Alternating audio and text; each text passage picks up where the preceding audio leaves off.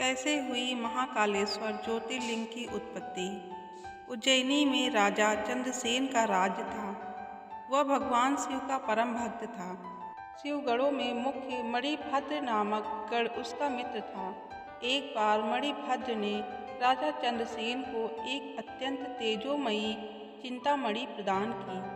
चंद्रसेन ने इसे गले में धारण किया तो उसका प्रभामंडल तो जगमगा ही उठा। साथ ही दूरस्थ देशों में उसकी यश कीर्ति बढ़ने लगी। उस मणि को प्राप्त करने के लिए दूसरे राजाओं ने प्रयास आरंभ कर दिए। कुछ ने प्रत्यक्षतः मांग की, कुछ ने विनती की। क्योंकि वह राजा की अत्यंत प्रिय वस्तु थी, अतः राजा ने वह मणि किसी को नहीं दी। अंततः उन पर मणि आकांक्षी राजाओं ने आक्रमण कर दिया। शिव भक्त चंद्रसेन भगवान महाकाल की शरण में जाकर ध्यान मग्न हो गया। जब चंद्रसेन समाधिस्थ था तब वहाँ कोई गोपी अपने छोटे बालक को लेकर दर्शन हेतु आई। बालक की उम्र थी 5 वर्ष और गोपी विधवा थी।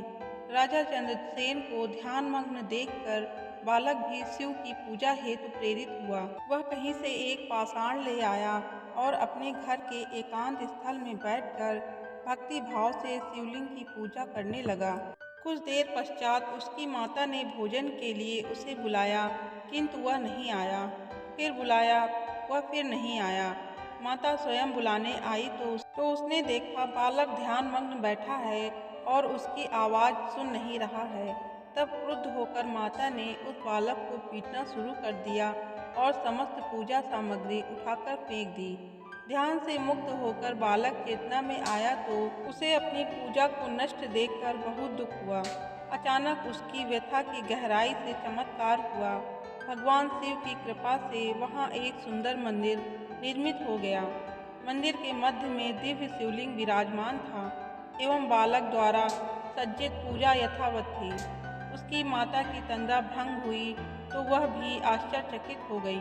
राजा चंद्रसेन को जब शिवजी की अनन्य कृपा से घटित इस घटना की जानकारी मिली तो वह भी उस शिवभक्त बालक से मिलने पहुँचे। अन्य राजा को मणि हेतु युद्ध पर उतारू थे, वे भी पहुँचे। सभी ने राजा चंद्रसेन से अपने अपराध की क्षमा मांगी और सब मिलकर भगवान महाकाल का पूजन अर्चन करने लगे। तभी वहाँ राम भक्त श्री हनुमान जी अवतरित हुए और उन्होंने गोप बालक को गोद में बैठाकर सभी राजाओं और उपस्थित जन समुदाय को संबोधित किया। शिव के अतिरिक्त प्राणियों की कोई गति नहीं है। इस गोप बालक ने अन्यत्र शिव पूजा को मात्र देखकर ही बिना किसी मंत्र अथवा विधि विधान के शिव आराधना कर शिवत्व सर्वविध मंगल को प्राप्त किया है। यह शिव का परम श्रेष्ठ भक्त समस्त गोपजनों की कीर्ति बढ़ाने वाला है। इस लोक में यह अखिल अनंत सुखों को प्राप्त करेगा व मृत्योपरांत मोक्ष को प्राप्त होगा। इसी के वंश का 8वां पुरुष महायशस्वी नंद होगा, जिसके पुत्र के रूप में स्वयं नारायण कृष्ण नाम से प्रतिष्ठित होंगे। कहा जाता है भगवान महाकाल तब से ही उज्जैनी में स्वयं विराजमान हैं। हमारे प्राचीन ग्रंथों में महाकाल की असीम महिमा का वर्णन मिलता है। महाकाल साक्षात राजाधिराज देवता माने गए हैं। जय श्री महाकाल।